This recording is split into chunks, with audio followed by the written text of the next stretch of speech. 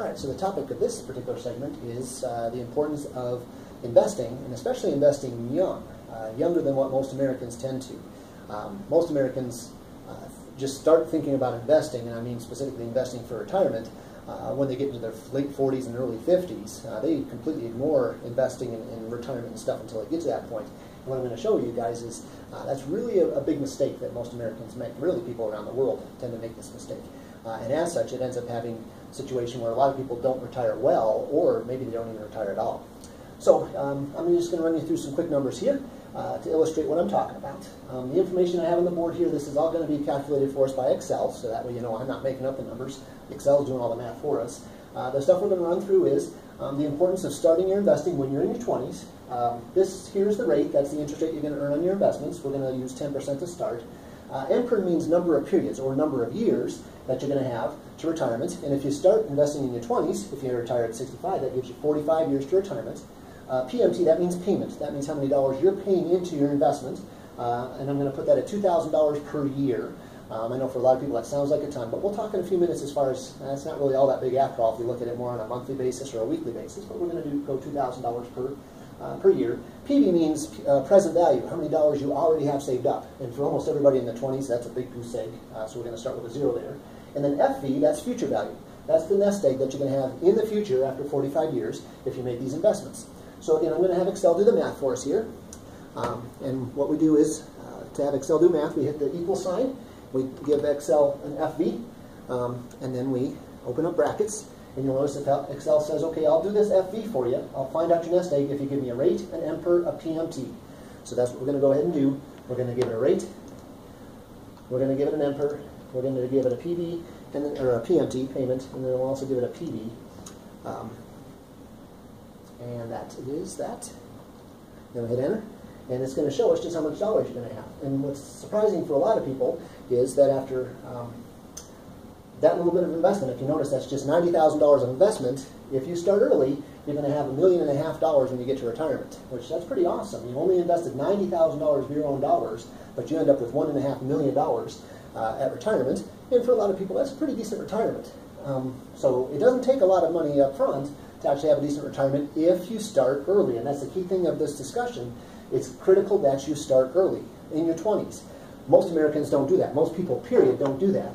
So I want to show you a quick illustration. What if, instead of starting in my 20s, like I'm recommending, what if I wait until I'm in my 30s?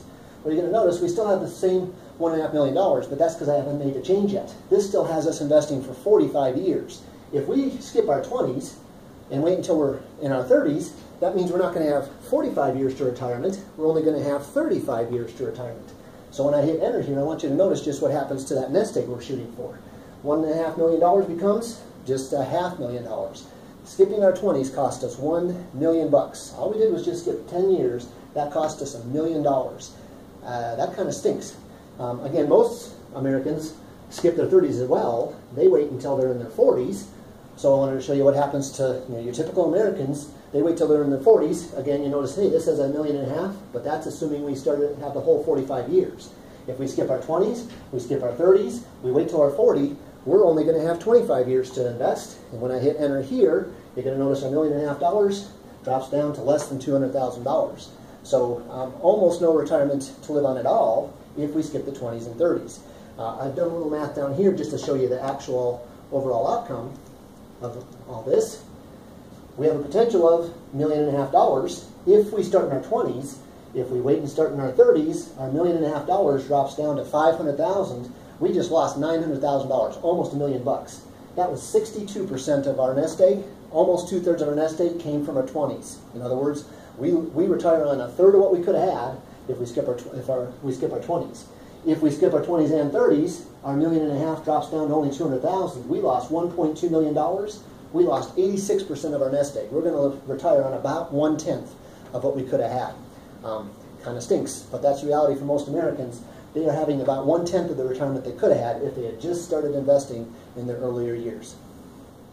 The other thing I wanted to show you real fast is the importance of making actually a decent retirement or a decent rate of return. A lot of people think, hey, I want to be really safe with my money. I want to put it in a savings account or something like that. critical for you guys to understand. If instead of investing in true investments like stocks or real estate or something like that, if we invest in, say, a CD at the bank or something like that, so we only earn 4%, what I want you to notice is what happens to us across the board here. Our $1.5 million drops down to about $200,000. So we have the same problem we had before, that if we don't take any kind of risk, if we don't do true investments, you're going to have very, very small retirement. So having a good retirement requires two things. One is a decent return, like around 10% or so.